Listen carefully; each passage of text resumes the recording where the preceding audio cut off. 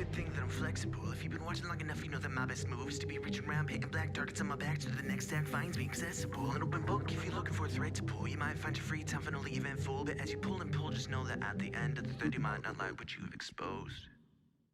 Yeah. Oh, you're sitting hiding in your parents' attic. I take the baddest that all I hear is speaking problematic. Picking apart every single word like it's a habit, and not by the manufacture of the truth to push status. It's a passion for pain, a fashion of rage, a lack of shame that only makes you a flesh and pain. Can you imagine a day with actual sane and sober individuals, pitiful as bashing the brains? Some men just like to watch the world burn on the same space, never learn, never grow one safe face, never show you will know them by the way they had it rolled up. And if they ever finally shoot me in the back, they'll have to admit that they were always behind me, firing blindly, trying to find an attack that would leave a mark while admiring my scraps. The only thing you ever made is people angry. Only human contribution is your silence. Kinda funny how you think that you're a movement, beating up your neighbor while you're saying words of violence. I guess now you thought the public school system failed you. You're a traitor in the jail in the military. Still drinking the Kool-Aid that you were is too crave. I'm thinking for myself and I know that that's scary. All your mirrors are broken. You can't see yourself. Yeah, since you just wanna be noticed, take your shit to show and tell. I know you're scared all the other kids in the class might laugh at you like you've been doing to everybody else. So keep on being soulless. I'll keep being real.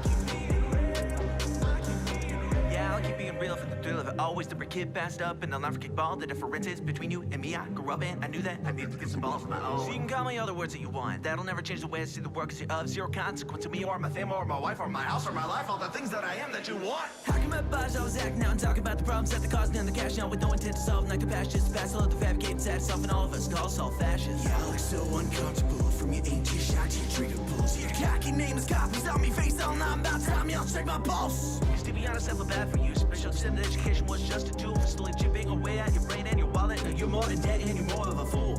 I'll be over here doing my thing, and when you're ready to talk, just let me know. Till then, just stay the hell up out of my lane or take your place back there, it's more comfortable, yeah. Don't ever take advice or critique from a guy that is less successful. Whenever they tell the lies, just to let it remind you you're right, just impress them. All your broken. You can see yourself. Since you just wanna be noticed, take your shit to show and tell. I know you're scared all the other kids in the class might laugh at you like you've been doing to everybody else. So keep on being soulless. I'll keep being real. Sure, keep focusing on me. I'll be right here doing the same. You can say that I'm a nobody. How come you know my name? Yeah, sure, keep focusing on me. I'll be right here doing the same. I know misery loves company, and you need someone to blame. Yeah. Enough self-hatred to share with the class, but if nothing, you can just take that shit back on over to your little comfort bubble hole and hold it. Only show it when it's for laughs. I'm going insane and I'm molding my brain, and the yes that I'm in is not enough to be dulling the pain that I'm full of from all of your fully automatic outfitted acts. So regression, oppressing the brains of the masses, attacking their literal common sense and getting offended by every word that you heard from the factless and feckless fake media fabrication that's making you out of zeros as you're throwing the punches and holding the bats. I'm sorry, your life is not a comic book. In the real world, only the villains wear masks.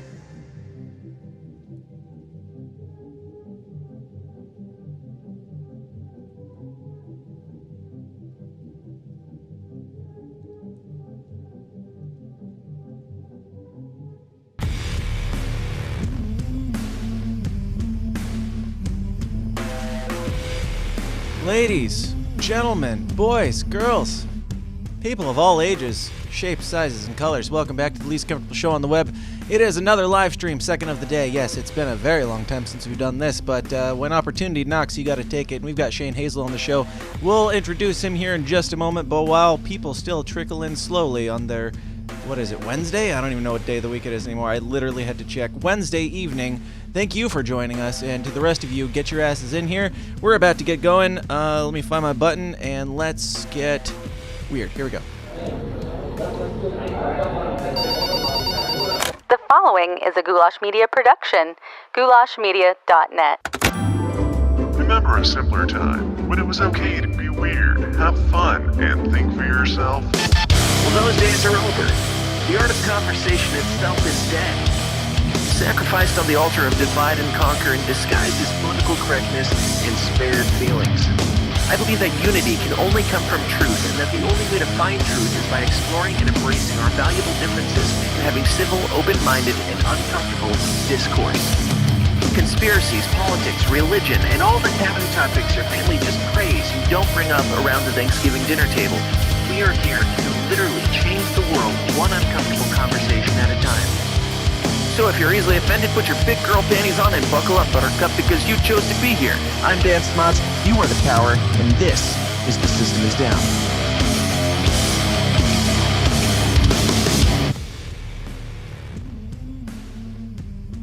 Yes, it is indeed. The System is Down, the place where you come for your weekly offense and just to have a nice chat about real things that are considered uncomfortable, taboo, or even, I don't know, we're borderline illegal at this point. We're gonna kill the music first. We're gonna give some shout-outs here first and foremost. I tried this earlier today and it didn't work. Maybe it'll work this time. But first and foremost, I gotta thank you guys in the Downers Club. There they are. Vans Out Media, Stephen Hartman, Pavlok Chain, Serato, Brian Johnson, Anthony Peoples, Carolina B, Jack Casey, Rick Duran, Javari, Andrew Suchling, Paul Brandenburg, Craig DeCosta, Joe Kabinski, Anthony Meyer, Derek Evans, Michael Mitchell, something, Stephen Hartman, Howie Snowden. I think I read one of those names twice. Lucas Riley, I don't know. I'll check my list later. But all you guys and more, if you want to get your name on that list and possibly have your name read, go join the Downers Club at patreon.com/The System is Down, where you'll get bonus episodes of the show, more weird, more raw, more offensive, more weekly content, including all of our after parties, all of our extended episodes, and lots of fun stuff. Who knows? Maybe we'll do one with Shane Hazel. But time will tell. Go join. Support the show, help it keep getting bigger and better, more beautiful every single week at patreon.com/The System is Down. The show is also sponsored by, in case this intro hasn't been long enough already, where is it? Oh, The Royal Green, which is a book by Jack Casey, who has the balls to sponsor shows like The System is Down. The Royal Green is a book about things that I have not read, but I've talked about them many times on this show. You know what they are. If you don't, then this isn't probably going to work for you. But you can find out the real story that is The Royal Green at theroyalgreen.com. Support Jack Casey because he supports awesome sauce like us and Shane Hazel. We are also sponsored by Free Ounce of Kratom. I did not plug this earlier because I wasn't drinking my Kratom at the time. If you would like to get this this glow and this hyperactive amount of talking that is only good for podcasting and annoys everybody in real life, you can try Kratom for absolutely free at freeounceofkratom.com. Enter the promo code TSID for 5% off your entire order. That includes other things like Delta 8 THC, weed delivered directly to your door. Yes, it is. Check it out. Most states allow it. You can get some weed, you can get some CBD, you can get colloidal silver and all sorts of things at freeounceofkratom.com or mybraybotanicals.com. Okay, deep breath, and now the moment you've all been waiting for, if I can find the right button. Where is the right button? It is, of course, the one and only Shane Hazel. Welcome to the show, Shane. Thank you for being here. How are you doing? Brother, it is really good to be with you. I mean, you're famous on my show. Every time I introduce my show, man, so we have guests. Like, whoa, man, your intro is badass. Go see my buddy Dan Smokes. Yeah, I was just listening to your episode with Dave Smith earlier today, and you gave a shout out. And Dave Smith is still too cowardly to come on this show. So, Dave, putting the call out. I doubt that, man. I'm sure he knows you're good people there. It's an ongoing joke. I ran into him at PorkFest. I had to like message him several times asking him to come on. I ran into him at PorkFest. I was like, why are you avoiding me? And I know that it's like I'm not even on his radar. I'm like, why are you scared, man? Why are you scared? He's like, just call me a Nazi once and I'll come on. So I emailed him and called him a Nazi, and still no Dave. So Dave, where you at? You got to up your game, man. That's right. So, Shane, I've been meaning to have you on for quite some time. I'm glad our paths finally aligned this evening. But, yeah, I don't even know where to start. There's so many topics that I want to get into with you. Like, when I initially wanted to have you on, it was about the election stuff, and then you were talking about some PsyOps stuff, and then now you're talking about Afghanistan stuff and COVID stuff, and your show is great, and you're fantastic on everything. So I'm not sure where to start talking, but if you'd like to, just give a little bit of backstory on yourself and who you are, where you come from, for the 3 people in the world that don't know. Man, I'm absolutely humbled. Yeah, Shane Hazel. I live down here in Georgia. One of the, I guess, the guy that kind of stuck out in the election cycle last year. Republicans hate me because I supposedly cost them the election down here for the U.S. Senate, even though I wasn't in the runoff. Before that, I ran a U.S. House campaign as a Republican, and that was, kind of a local district thing. And before that, man, I kind of saw libertarianism for the first time when I was in Fallujah, Iraq, and was reading some John Taylor Gatto that one of my buddies swapped books with me, and had that realization that I was just kind of this cog in a machine, and really, I guess, indoctrinated since age 5 to be where I was at that time. And so that's kind of the short, brief history of how I came to be this person that you see before yourself today. I run the show Radical, and you can see that at radicalpod.com or any of your podcatchers or YouTubes, anything like that. Yeah. And there's some podcasts, yours is one of them, where it's like they're like an interview show, and I'm like, yeah, I'll dip in for some interviews. But anytime you do a solo show, I'm like, I gotta be there, because that means Shane's got something to say, and it's gonna be a heated rant. So I always enjoy those for sure. It's cathartic, man. Sometimes you just got to talk about the shit that's bothering you in this world, and with a little life experience, sometimes it goes a long way. Absolutely. So tell me a little bit about a little bit more in depth of your not medical, your military history, and so some of the shit that you went through, what got you, why you decided to leave and how you found liberty. Yeah, so I served with a First Force Reconnaissance Company. It was kind of the fabled, company in the Marine Corps at the time. We didn't have special operations in the Marine Corps. We were, just the Marine Corps didn't contribute to SOCOM at the time. And so, until I found John Taylor Gatto, man, I was, kind of this Marine that just, I loved what I did. It was, to go do, the stuff where you're jumping out of planes and diving, and all the really high speed stuff that, people look at in terms of, I don't know, movies and all that kind of stuff as a young man. And you're just like, yeah, man. And you're going out and you're doing it, and it's not glorious. You find out real quick that it's a suck, and you just grind through it, and you're trying not to be, the last guy or the worst guy in whatever you're doing out there. And so, did really, really well. And when I got into my second deployment to Iraq, we had just gone through Najaf and Fallujah and Aledo 4. And at that point, that's when that day happened where, I picked up John Taylor Gatto, and I about knocked it out in one session in a tent with a little bit of downtime. We were spent. Nerves are coming down from being on front lines and all that kind of stuff. And, that moment, it was just, man, it kind of hits you like a ton of bricks, and you really don't know what to do after that, right? I mean, it's one of the things that I talk about a lot of times, and something that I think libertarians are getting better at. We're not great at it, but with time and more people in this movement that can articulate this idea is when you start to get into libertarianism, are you a libertarian? Well, you can call yourself a libertarian, but I think, on your path to, anarchy, a lot of times what happens is it's time and it's study.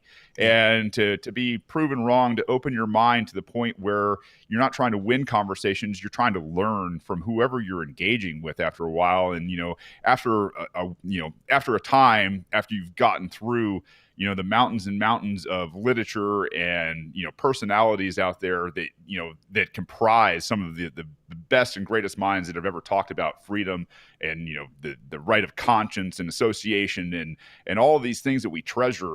I don't know. It's the difference between being a libertarian, a constitutionalist, or an anti-federalist, or a minarchist, or even an anarchist. It's just time, and it's how voracious is your appetite and your want to go out there and study things. So, it takes a while. It took me a long time. I mean, to go from late 2004, and I really didn't hit anarchism probably until about 2019-ish. Sure. Okay.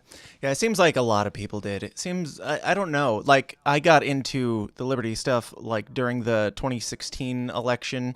I started paying attention to politics because of Donald Trump, and then I was like, well, I guess I'm not a Republican. And then I looked at Democrat stuff, definitely not that, and then stumbled across these crazy people. But when I was like first, up until just recently, actually, like for the last many years since I got into this, it kind of felt like I'm behind on everything. Like everybody's got this all figured out and I'm going to figure it out eventually. The more I get into it, the more I'm like, actually, it seems like a lot of people came in at about the same point as I did. And a lot of people have the same or less amount of knowledge as I do. Not that I know all that much, but I feel like there's a big new wave of libertarians right now that are, I guess, a little bit more radical, a little bit more spicy than your run-of-the-mill libertarians. How do you see where we're at right now with the liberty movement? I think it's definitely a change in culture right now, and I think it's getting stronger. And there's this idea that there's one size fits all in terms of messaging and strategy, and I think it's that's one of the Achilles heels that's held the Libertarian Party back for so long. It's like, do you really understand liberty if you're trying to control somebody else's message on liberty? You don't, because you don't know them. You've never walked a mile in their shoes. We're all walking around in these meat sacks. That we're get into some psychedelics and all that kind of stuff, and some of that stuff starts to kind of drift away a little bit, and you start to see people and at least start giving people the benefit of the doubt. And I think this idea that go liberty the way you liberty, talk to the people that you can talk to and plant seeds and grow these people and harvest. I think this is a newer idea in the Libertarian Party, and I mean like LNC, right? Because for a long time, I think the Beltway libertarians, the prags out there, and I don't hate them, I don't, and I don't wish them ill or anything. Maybe some of them, but most of those ones are gone anyway by now, so it's all right.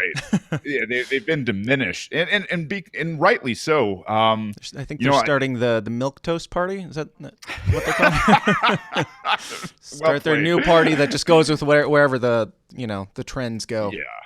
But I think even at the LNC level, we've been, for the past 50 years, we've wanted to be these people that are accepted in the universities and in the mass media and in the highest levels of government. And that's what we should be fighting against, all of those things. They're all corrupt. They're all perverted. They're all, corporate type of, I don't know, what I call the murder cult, right? Is this unholy elitist ivory tower, bunch of ballless, nutless bastards, and like it's like.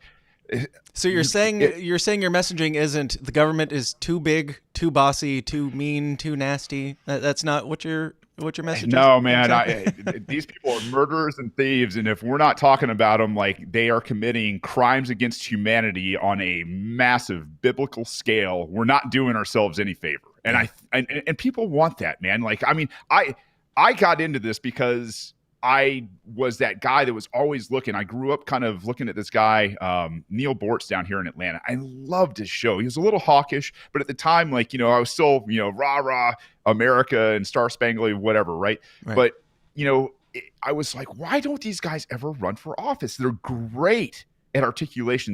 They have amazing debates with their crowd and their audiences, and none of them would run. And I was sitting there like, somebody's got to do something. And really it kind of just hit me as like, nobody's going to do shit for you, man. Like my dad kind of, in the back of my head was, ringing out loud and clear is like, life's not fair and nobody owes you shit.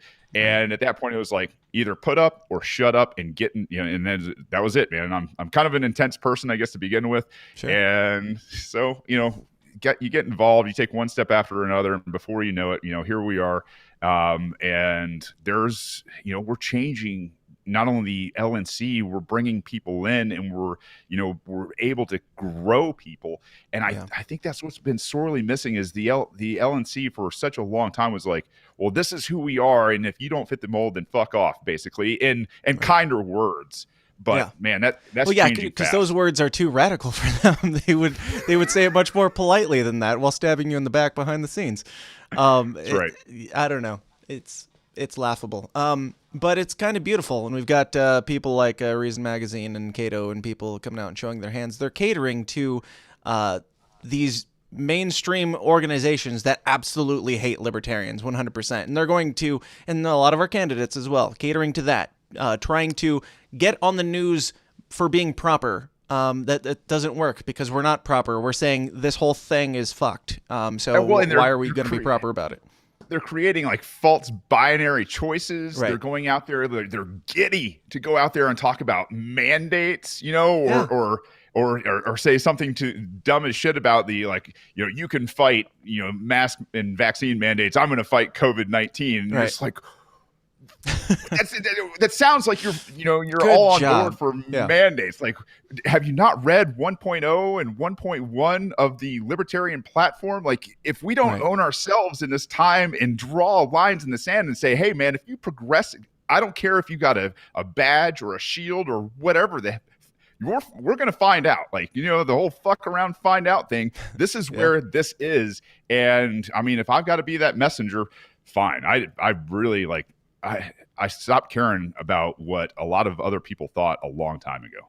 Yeah, absolutely. So do you have any concerns about, let's say, well, even like for me, I'm not afraid to dig into the conspiracy stuff, but there's some people who are like, well, that could lead to somebody, shooting up a place, like running into a pizza place, hypothetically, and shooting it up or something like that. That could lead to that. Do you have any concerns about over-radicalizing people and them, hearkening back to you for putting them down that path unintentionally? No, because, I mean, that's one thing that I make clear is, like, I'm trying to radicalize people to peace. And you can radicalize towards violence or you can radicalize towards peace. And we have always been the peace crowd. We've always been the anti-war crowd. There's no doubt about, like who supported, from the veteran community, who they supported in 2008, like it was Ron Paul, right? We were, especially the combat vets that had been there, they'd done it, they had seen, their brothers and sisters, mostly, brothers, take rounds, take shrapnel, get blown up, get hurt, whatever, die in terrible, awful ways while, crying out for their mother. I mean, it is, when you see that kind of thing and you see that, hey man, there's no mission. We're not here to win a war. We're here doing something completely different than everything that we were ever told we were supposed to be. I don't see us as, and especially myself, like I'm always saying, we're asking for peace. We're begging you guys for peace, but you got to stop fucking around. You got to stop hurting people. You've got to leave peaceful people alone. And I think the track record is absolutely clear. But at a certain point, it becomes very obvious that this murder cult has its other intentions, and if they don't stop, they're going to find out. And that's not because we want it. That's the last thing in the world we want, is to be backed into that corner to have to defend ourselves against these people. But at the end of the day, rights are rights, and they're not going to give them to you. You got to stand up and assert and say, hey, you're going to recognize these, or there's going to be some trouble. Yeah, absolutely. And you're a generally positive and white-pilled type of fellow, I believe, right? Yeah, I mean, I try to keep the black pill stuff to myself. Swallow it down, bury it. We've all deep, got right? it deep inside. Yes, it's instilled deep within all of us. But with like the way things are going, and with this stuff that you're talking about, where the fuck around and find out crowd, is how do you remain white pilled when you see tyranny coming, and when you see the possibility of fill in the blank, what could happen if you show up to Shane Hazel's door? How do you stay white-pilled in that?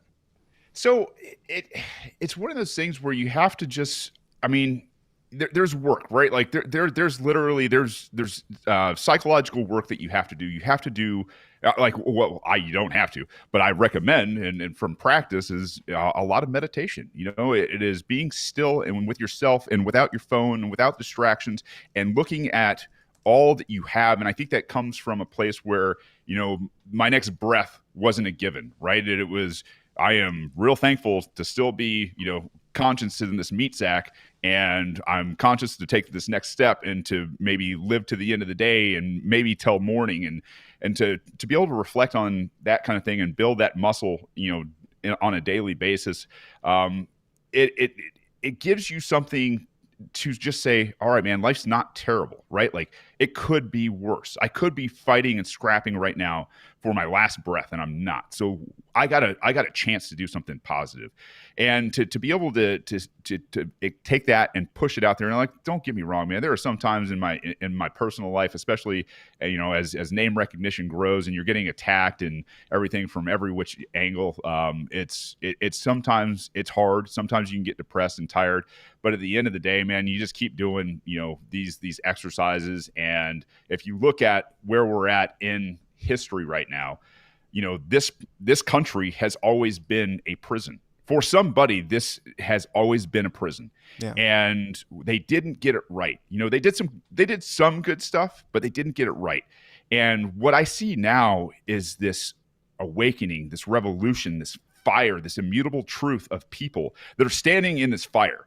And they've found the way out. They've found volunteerism. And they've said, it might not be perfect, but at least we're having consentful relationships in everything that we do, and we're consistent in these things. And we believe in your right to life and liberty and property and bodily, autonomy and your right of association and conscience and everything else. And when you have a group of people that's, got the key, they've got the pick, the door is open, and they're just saying, follow me. Right. This is a jailbreak, man. This is a prison break where we just have to inform people. And it's, the thing is we can't all do it alone. We need a mass of people to run out that door all at the same time. And, I don't know, like I see it, and I think it's one of the most glorious things to be able to, to see and understand it and appreciate. And then to be able to share that, man, that's just icing on the cake, right? Like, hey guys, look, we got the answers. Just come over here and hang out with us for a little while. I guarantee you, after a while, after some long talks and some late nights or whatever it is, this philosophy is going to be, tested in your own psyche, and you're going to be able to go out there and have these conversations with somebody else. Like this is modern day discipleship. Yeah. What do you think is the kind of the linchpin right now? What is the most important issue, the most important topic that is, I guess, the thing that do you think that COVID and the pushback to COVID is the thing that stands between us and turning things around, or is it, war or what have you, or something else? What's standing between America and freedom right now? Yeah, like between America and something different, be that freedom or entire collapse. Like, what do you think is the most important thing that all this is kind of hinging on? Time. Right now, what we're doing, and we're doing it spectacularly without, I think, most people even understanding it. Time equals distance, and distance equals safety. Okay, and so when you're looking at this from that angle, what America has done is stayed peaceful through this tyrannical push for a year and a year and a half, maybe a little longer than that now. America's given itself time to have conversations, to really win people to the idea and let these people that want to force and want to coerce people, that are lying and manipulating, people through the masses out there. They've given themselves time to let these people take enough rope to hang themselves, and they do it like on a damn near daily basis now, right? I mean, when you see Afghanistan, like yesterday, or what was it, Monday, when Joe Biden came out, and everybody saw that, like you had a veteran crowd that some of them for the first time in giant masses. I think there's like 18 million of us out there. Mm-hmm. They went, whoa.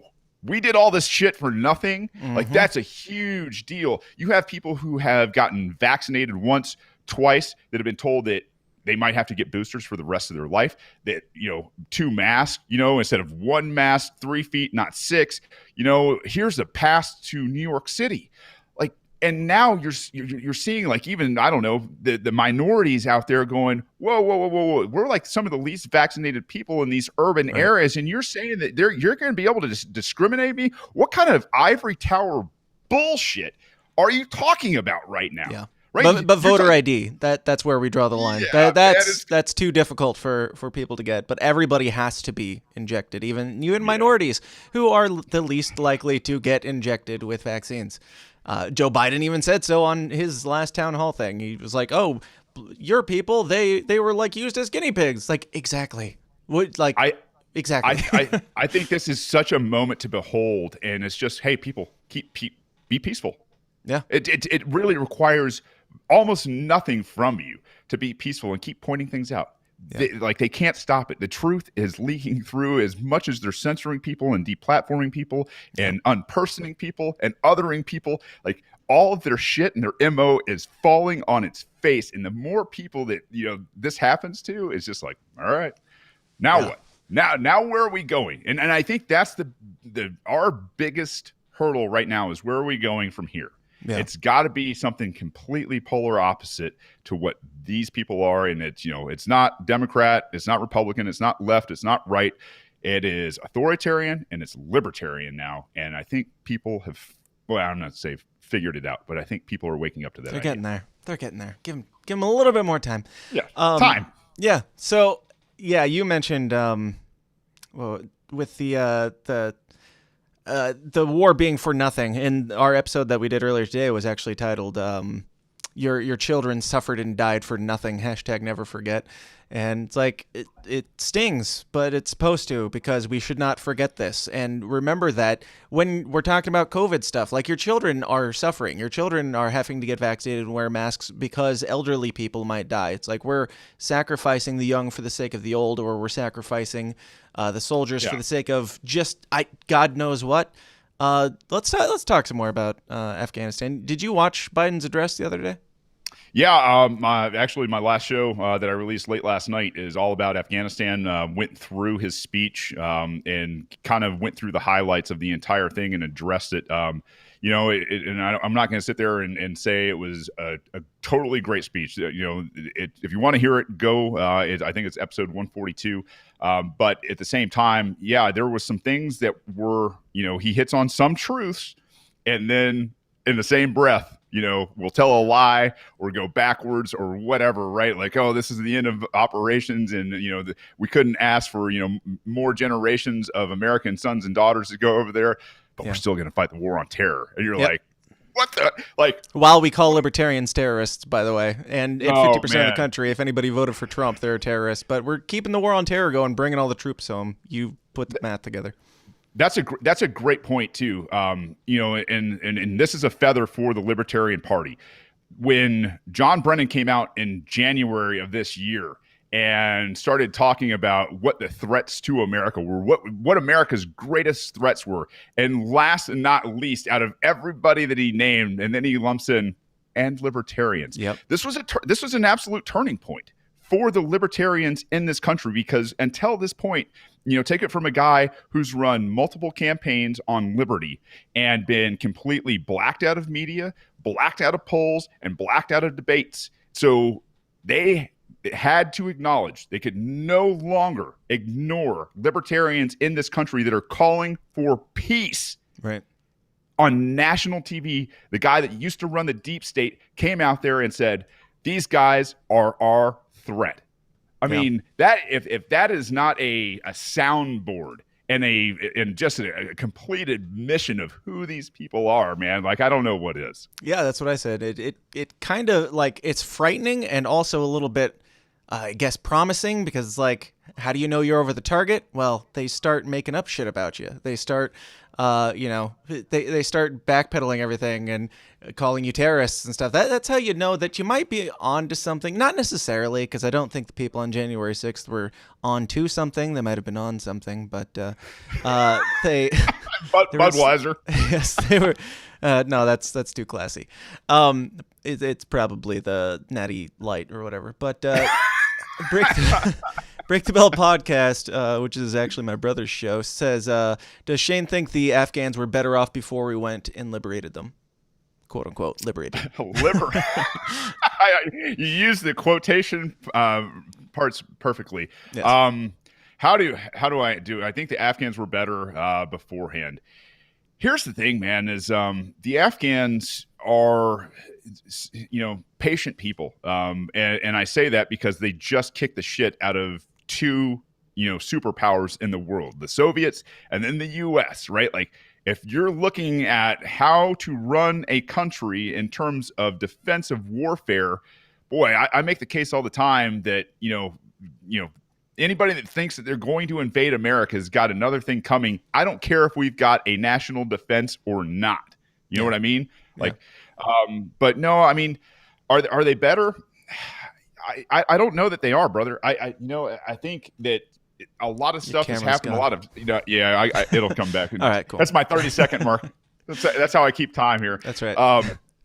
But I think what maybe, if we're going to look for a highlight, maybe the fact that, some of the females in the country had a better lifestyle that hopefully they'll make a push for. Maybe they'll demand, and like maybe it gets better for little girls and women and even little boys in that country. And that's I hope that's it. But a noticeable difference, I don't know. It's crazy to me. And somebody made the point earlier today where Australia is completely locked down and they're building internment camps, while a lot of people in Taliban-controlled Afghanistan now are much freer than the people in Afghanistan, than the people in Australia. Wow, yeah, that's crazy to put that into perspective. So I posted the other day something on this topic, and now it's completely blanking to me what it was that I was about to say. So whatever, we'll come back to that. So break down a bit for, because we hear a lot in the news. We hear a lot this and like every side has a spin. Biden's either a monster for bringing the people out or bringing, I guess, troops and etc. home too soon, or he is like God's gift to mankind for doing it the way he did. Do you think that Biden? I know that you think he was right to finally pull the trigger isn't probably the best analogy. He's right to stop pulling the trigger, I suppose. But do you think he went about it the right way, or could there have been something better done there? If it would have been in 2001, 2002, and Biden was president, it would have been better, right? And that was the only time that America gets to leave Afghanistan and go, yeah, hey, you know what? We crushed Al Qaeda, right? Like we made sure that Al Qaeda was dispatched and had no home here ever again. Mm-hmm.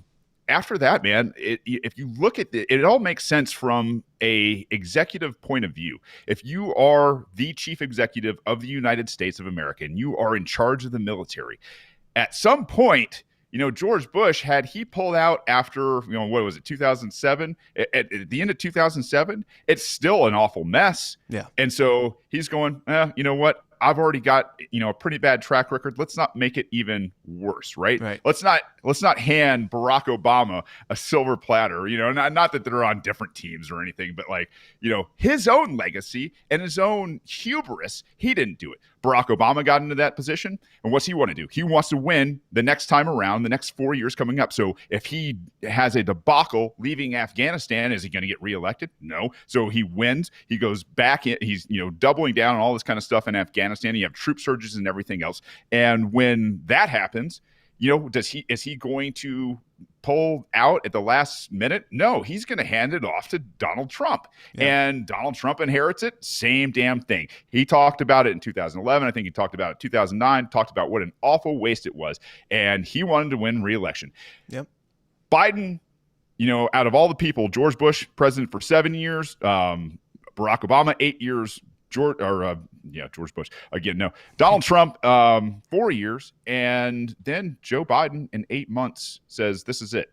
Like, we're doing this time." Yeah. And we'll see if it comes to fruition. There's still a chance that it still goes 3 back months and later. escalates, but still 3 months later, than Donald Trump said it was going to be. So, do you think that was intentional, just to piss off the Taliban and give us I mean, we can get as conspiratorial as you want, but do you think that it was an accident that we waited just a little bit longer just to poke the bear some more on our way up? No, these clowns in government are very sanctimonious about how they frame things and narratives and all that kind of stuff. And, to leave on 9/11 and, I don't know how they thought, they had 20 years to plan an exit strategy. And, right. if anybody's, wants to be pissed off and blame people, the G5 at the Pentagon, the staff who is in charge of future planning, that's who you should be pissed off at, right? Like, they had 5 years to fucking nail this, or 20 years to nail this thing, and they totally fucked it up. Yeah. Joe Biden gives the command, which and was an those arbitrary guys- number to begin with. Just like, whatever, we're just gonna kick this murder can down the road 20 whole years, and then we take one step out, implosion. Like that's our success. Good job, guys. Had they done this right, this could have been a case study on how to retrograde from a country militarily after a war that was too long. Yeah. And they didn't. They failed. And that's just government over and over and over again. So here's the thing is, and I've said it a multitude of times now, is you should trust the U.S. government as much as Afghanistan does right now. That's with your education. That's with your healthcare, your savings. That's with anything and everything that they have their hands into now. You shouldn't trust these guys at all, because when the chips are down, they don't give a flying fuck about anybody but themselves. And they will cut and leave you to die in whatever shithole you're in or whatever else out there. Yeah. So Shane, it sounds like you're in favor and support of the Taliban. Is that correct? Boy, jeez. Got your journalism here. Damn it. I'm in favor of Afghanistan handling Afghanistan for sure. The thing is, if it's too bad, eventually somebody will rise up and say enough is enough. And until then, they're going to suffer like anybody in every other culture on this earth ever has, to the limits which are prescribed by themselves. Yeah. So who do you think's done more damage to Afghanistan, the Taliban or the United States? Oh, the United States, without a question, the United States. And that's the thing is, when we're there, it's not homegrown, right? Like we're this foreign entity that they don't understand, that have these ridiculous weapons and can stay and move and do all these ridiculous things, and you're sitting there going, all right, man, maybe the Taliban was a little bit better than these guys. And I'm not going to excuse the boy love or the rape or everything that goes wrong over there, but Jesus from Christ, the Taliban or from the U.S. military? Well, I will absolve the rank and file. Like the sexual assault in the military, that's kind of in-house kind of stuff. I don't see it going the other way around. I never did see it going the other way around. And full disclosure, I did not deploy to Afghanistan. I deployed to Iraq twice. Yeah. But I never saw that. Most of the people that I served with were pretty honorable people. And if they weren't, they got found out and removed very quickly. But yeah, man, the Taliban, although they do really terrible stuff, I think America, for all intents and purposes over there, we fucked up so bad, and we fucked up for so long. Like, the idea that, the Taliban kind of just walked into power over there. And I mean, really walked into it, says a lot about what the resolve of the Afghanis were. So if we're looking at this from a fair perspective, which I would say is the Afghan populace, I think they'd rather have the Taliban in control than have the U.S. there, for sure. Yeah. Right on. Craig, I'm not going to read all that. That's way too fucking long. Have Shane on your show, and you can ask him all the ridiculously long questions you want. All right. So, Shane, just derailed myself. Shane, hi. Welcome to the show. I love when I do that to myself, man. I do that in my show all the fucking time. Yeah. Like, man, I got some great questions. That's why I keep, like a little piece of paper, right here with me and a pen. So even when you're asking questions, I'm like, okay. I usually do, all the but I try to be as conversational as possible and just let it be as human and organic as it needs to be. I'm human. I will forget my questions, and I don't care. They weren't worth asking if I can't remember them. But so you talked about, on your show, you've talked a couple times about a certain theory that has to do with a certain letter of the alphabet that's kicked me off of many things many times in social media. But it's the 17th letter of the alphabet, and it's anonymous, and we won't. Fuck it. QAnon. You talked about QAnon, and you said that this gets you kicked off the internet. It did on the 6th. It got me really kicked off the internet.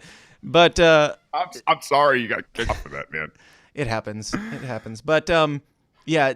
So I don't want to spend a lot of time on this, but I just want your thoughts on, like, because you said, which I've come to the same conclusion on, that it was a PsyOp. Do you have expertise on how these types of things work, or insight on that, or any other things you see as PsyOps that are going on right now? Yeah, so PsyOps in the military does a number of different things, but one of its main, forward-facing roles in the battle space is to confuse and to divide. And when you look at how they do that, it's tons and tons of information that's conflicting or absolutely false, or half truth or something like that. And so when you look at QAnon, there is also sprinkled into it this hope, right? Like, which this god awful thing that lives in the back of American brains is like they're very eager to want to accept something that maybe is, man, just the biggest softball that will never come to be, like Donald Trump being a Republican when he's actually a New York Democrat, right? They want to believe that somebody is on their side, somebody in power actually cares about them. Yeah.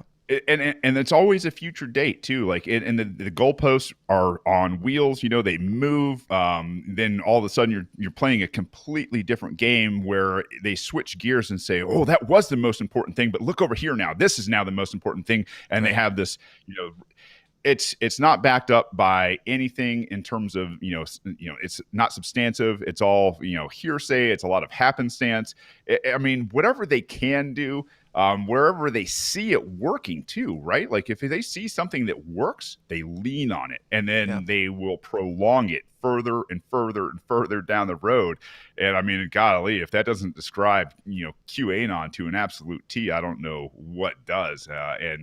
Oh boy, I feel. And the thing is, I feel for people. I feel for people that are so hopeless that when they're looking for a ray of light, they're looking at, anonymous message boards going, "Oh man, this is where I fit in, and this is my community." And it's just like, oh, that's a dark place, man. Yeah. And we had actually a show on this channel, on this show, whatever you want to call this. A friend of mine was big into it. He was a big Trump supporter, and I was like, sure, come on, like, let's explore this thing. Let's find out more about it. Like, there was nobody at the time even talking about it. It wasn't this racist, like, insurrectionist thing that it's become now, or whatever people try to paint it as. But it was just like, real life national treasure. Sure, I don't want to dig into these message boards, and you want to. You're autistic enough, so go ahead and report back to me. I would love to find out what's going on. But that ended up getting us kicked off of everything. But that's gone. And actually, what got me kicked off of Facebook was I had the same guy on. It was like when I was to the point where I was just done with this shit. And I was like, come on, let's talk about it. And I'm going to give you a hard time because I think that you're really pushing a PsyOp at this point. And I was pretty damn convinced. He came on, and I was disagreeing with him the entire time, being meaner than I ever had been to him on this topic. And that was on like January 5th that came out. And then January 6th happened, and my Facebook just disappears, of course. You lucky bastard. Yeah. Right? Like, do you ever just sit there and I'll ask you a question. Do you ever just sit there and be like, man, Trump's so damn lucky he got deplatformed Twitter. Like, never have to deal with that shit ever again. Yeah. I mean, it's addicting, and I'm sure he was seething because of it, but he's probably a better person for it. We probably all would be if Twitter kicked us all off. Yeah. Twitter shut down. Maybe America would be a better place. That's right. So do you see any of this stuff like I know there's still some people who buy into that specific topic, which is just beyond me at this point. If somebody the reinstituting of Donald Trump and things like that, still going. Like, he's been reinstituted 20 times by now, I would think, if you pay any attention to this stuff, and still podcasts just dedicated to this thing that, like, he's been out of office forever. If the leftists need to let him go, then you guys definitely need to let him go because you're the ones praising him. Oh, that is beautiful, brother. Absolutely, yeah. If he's living in their head, and then telling them that, man, yes, by all means, let it go, for God's sakes. Yeah. And I actually heard somebody who bought into all that stuff. Great guy. I have nothing wrong with him, and he'll probably be on the show soon too. I don't know if he's still into the Q stuff or not, but he hit me up about this Afghanistan stuff, and he's like, those outfits look awfully clean. They look kind of like costumes. Looks kind of like maybe something's going on here. I haven't dug into it enough to say if I think any of it's even compelling, but have you seen any of that, or what's your take? No, I haven't seen anything coming out of Q or that world on what's going on in that space. The thing is, do they have the money to kind of choreograph a lot of this shit? Of course they do, man. They print money at the cyclic rate now, and if they want to have some theater, I heard the statistic. Actually, I was listening to Scott Horton on Tom Woods. I think it was earlier today when I was out driving, and man, the idea that we spent $137 million to $200 and something million a day on average in Afghanistan. Mm-hmm. What can you do with that kind of money, right? Like, you could buy Afghanistan by now. What are you guys doing with the money? I don't get it. Why didn't we? Yeah, why didn't we could have paid off the Taliban to go away and leave us alone forever, probably by now. Yeah, tell you what, we've got some really, really piss poor investment ideas in terms of where we're putting America's money and how we're spending it. For God's sakes, you could have bought every inch of Afghanistan for $137 million a day. For God's sakes. Yeah. Are you hopeful because of this video came out the other day? I don't know if you saw it. It was going around on Twitter, but them trying to teach the Afghanistan soldier like jumping jacks or something, and he can't do it. I lived it in Iraq, man. I'm telling you right now, when we were working with ODA, which is USASOC, the Green Berets, we were starting to kind of transition into our training of how special operations work, because Donald Rumsfeld in 2001, I think 2002, came out and said, "Hey, Marine Corps, you're going to contribute to SOCOM. You're going to be MARSOC at a certain point." So we went over and started working with these ODA guys, Operational Detachment Alpha, and training the ISF, the Iraqi Special Forces guys, man. And I'm telling you, they show up and they, a couple of guys that are Kurds that are pretty good fighters and all that kind of stuff. And then you got, most of the platoon or the battalion that can't do a simple fucking jumping jack. And you're like, oh, we're fucked, man. Like, I mean, and then the thing is like, not only do you see that, I mean, and here's some, real life stories. It's like you show up and like you've gifted these people millions of dollars worth of gear. And whether it's, bullet bouncers or weapons or ear pro or eye pro, whatever they need to be kind of, at least dressed for combat, right? Yeah. Like to go out and, have a fair chance. I don't know. They'd show up and like I had, these two guys because, as a cadre, you're sitting there on a range, basically training two guys to shoot. And, you'll go through other things and breaching and all that other fun stuff. But, they'd show up in the morning, you do some calisthenics or whatever. And then you go through a gear and check them. And their eye pro was gone. Their ear pro was gone. They didn't have their steel, their AR 500 steel bullet bouncer plates in there. And you'd ask them about it. And they'd be like, yeah, it's too fucking heavy. And you're just like, this is who you're dealing with, man. It's they didn't take it seriously at all.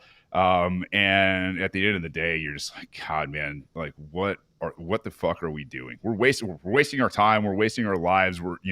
These guys are never going to be the fighters they need to be free. Yeah. I mean, I don't know. So to summarize this for like the normies who don't dig into this stuff and don't understand any of it, which I don't understand most of it, I'll be honest. But if I wanted to make an analogy, tell me if this would be an accurate one. We went into a house that wasn't ours because they weren't taking care of their children, and we kicked them out, and then we started raising their child. We raised them until they were 20 years old, actually at least 25, and then we left. And we're like, all right, you got this? You good? And then we like slowly backed out and shut the door, and the house instantly combusted. Pretty close. I'd say that, for the Taliban, it's probably going a lot better than they expected, right? Like the house party is kind of, it's got, there's going to be some broken shit, but they didn't burn the place down yet. You know, like, I mean, it could be far, far worse on the ground over there. There are some tragedies. There's some really terrible shit going on. But given the whole situation, those 20-year-olds are doing a lot better than I would have expected. But yeah, I think your analogy is goddamn spot on, man. Like Your parents sucked. We're DFACs, and we're here to help you guys out for 20 years as some foster care type of piece of shit program. And right, yeah, what are you gonna get from that, man? Yeah, and now we've got It's funny how, as soon as Biden does something like this, people like your Ben Shapiro's, your Dan Crenshaw's, and guys like that who are all against this stuff, they're immediately like back at it. Like, oh, this was obviously the wrong mistake. We have to stay in Afghanistan so we can blow up more brown people, obviously. The wrong brand of brown people. And Crenshaw, the goddamn pirate, where he's just like, what did we get for $200 trillion? We got not another 9/11. You're like, what the fuck are you talking about, Dan?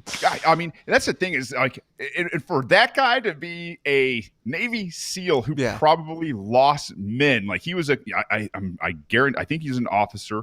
He lost guys, and he lost his fucking eye, and he's going to sit there in front of a bunch of young impressionable kids at like Young Americans for Freedom or whatever the hell that organization is, and tell them all these rah bullshit nonsense, and you're just like, what kind of psychopath murdering bastard are you that this is what you're going to preach after 20 years and losing dudes, man? Like, we still need to be there.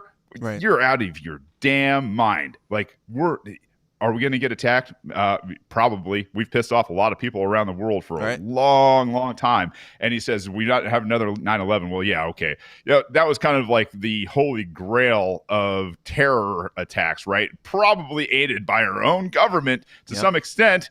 And the idea that there hasn't been another attack, man, there's been plenty of attacks around the United States from people who were, spouting Islamic type of jihad, right? And I'm not going to sit there and condemn it. What I'm going to say is blowback is a bitch, and when you fuck around in other countries for too damn long, you might as well expect it. Like, stay strapped or get clapped, right?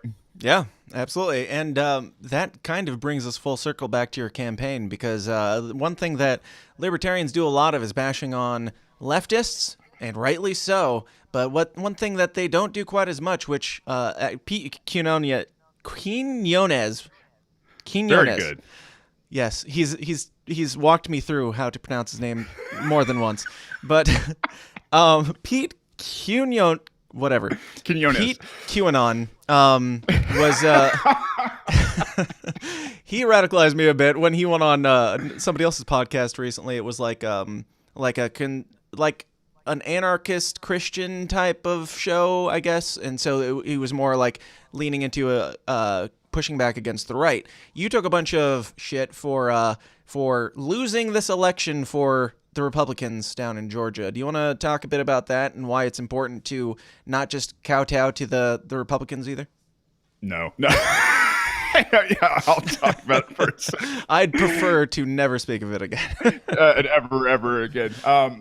So why not to kowtow? Bottom line up front, you lose your power. And I don't mean that in terms of your power over people. I mean your principle. And this space where we're just disparaged and lied about by anybody and everybody who isn't us, and sometimes even people who claim to be us. Yeah.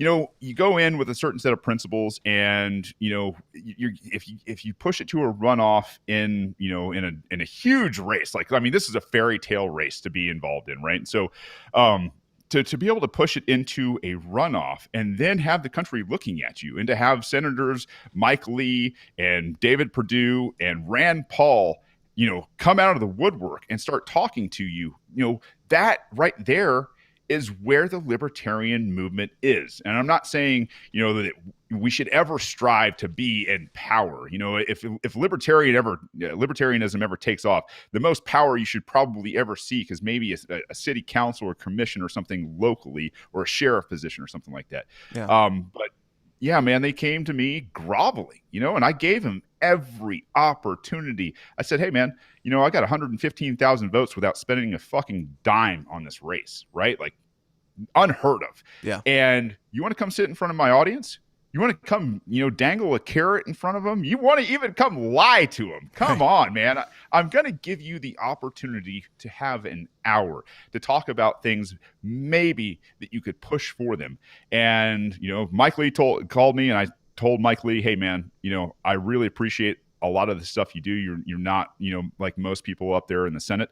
Don't come down here, right? Don't come down here stumping for Senator Perdue, because if you do, I'm going to light you up, man. And you don't deserve it. You shouldn't do that. I talked to David Perdue for about an hour, told him what I would like him to do. And it was hemming and hawing and all that other kind of stuff. And he agreed to come on the show.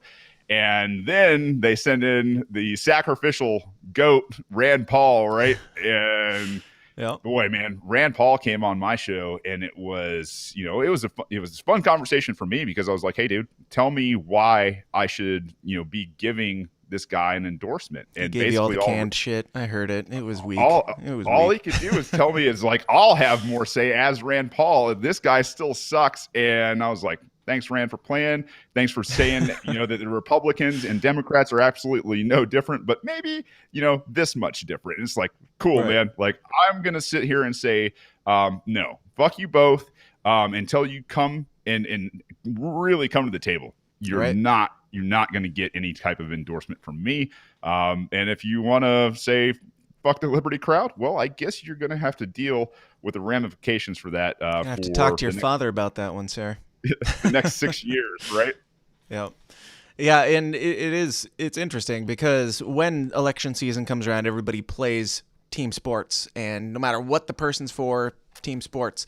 And now with this, we're seeing it again, even like with the Afghanistan stuff, where, like I said, these people turn on the drop of a hat. If the people on the other team are doing a thing that they like, even, then they're against it. And it's so flagrant. And even with the COVID lockdowns and everything, it wasn't a left versus right thing. It wasn't a red and blue state thing. It was stupid people who capitulate to the government thing. It had nothing to do with whether you were, sure, there were more really shitty Democrats at running states, but there were plenty of shitty Republicans not by running states much. Too. Right. Yeah. Like, not by much. I think there's actually more Republican governors than there are Democratic governors. Okay. And all but one Republican governor shut people's rights down through executive decree. Yeah. Like, nothing to see here. They're not better. They're not better. Yep. They will sodomize you with an iron stick, but they'll just the tip. Just maybe halfway. Maybe in a couple years, it'll make its way in if you're a Republican, but it'll get there. Don't you worry. The only difference between getting sodomized with a stick is from which direction it's coming. The Democrats are going to come straight from the front and tell you where they're coming from. The Republicans are going to say, oh, yeah, we love gun rights and we love free speech and beliefs and religion and your right to privacy and due process. And then they come right in from the back while they're high-fiving the back door. Man. Yep. Yeah. Bunch of spineless cowards. It's pretty gay. G-H-E-Y. Sure. Coming in from the back, weak joke. Anyway, Shane, we're pushing an hour. Are you down to do some bonus and talk about some other fun shit for a bit? Yeah, man, let's do a couple more minutes, and then my kids are texting me right now to, hey, Dad, What If came out, and we need to be watching it before we go to bed tonight. So. Well, I do. I want to pick your brain on a little bit of Star Wars, so I think we'll get even more nerdy and dorky over there. Just different brand of autism in the bonus. So, Shane, tell everybody where they can find out all the information about you. And we didn't even mention you're doing another campaign, right? Yeah, man. I'm going to seek the governor nomination down here because I'm a glutton for punishment and can't stand either one of the tyrants that's going to be running against me. So, radicalpod.com is where you can find everything. And I'm looking for somebody that can, first of all, that I can trust. And secondly, that has the real skill to build a badass website. And it's going to be an ongoing project to make a liberty economy. If that makes sense. So if you're up for that task and you want to make a name for yourself and all that fun stuff, I need a lot of help here in the very near future, really yesterday. So radicalpod.com, and you can email me at shane@radicalpod if you are that person or know somebody, and send me a resume, send me a link to some of the stuff that you've done, and that's it, man. That's all I need to plug. Cool. Well, cool, man. It's been awesome having you here finally, and I hope to do it again soon because I could have picked your brain for hours, but I know you're a busy guy with much more important things to do. So thanks for giving me the time. What? Yeah, absolutely. I'll give you a few questions on Star Wars if you want. We're gonna jump into the bonus here. Right. I got to talk us out first. got to do the pleasantries and the sign off. But Shane, thank you, and to all you who tuned in for the live stream, thank you for being here. If you're listening in the future, great. Now pay attention to the live streams because we're doing them every now and then. I don't really plan in advance for things, so go sign up for the stuff. YouTube. That's what it is. That's where I'm live streaming at the moment, but probably on Odyssey soon because fuck YouTube. But make sure you like and subscribe and hit the notification bell so you know when I am live because I probably won't tell you in advance. But thank you all for being here. Please continue to question everything. Stay uncomfortable. I will talk to you next time. Go check out Radical with Shane Hazel over at radicalpod.com, and we'll talk to you guys later. See you. Hey guys, thanks for watching. Be sure to like and subscribe on your way out and help us change the world one uncomfortable conversation at a time. And if you like what you hear and you want to hear more, go join the Downers Club at patreon.com/thesystemsdown for bonus episodes of the show every single week. Until next time, please continue to question everything, stay uncomfortable, and I'll talk to you then. Thanks.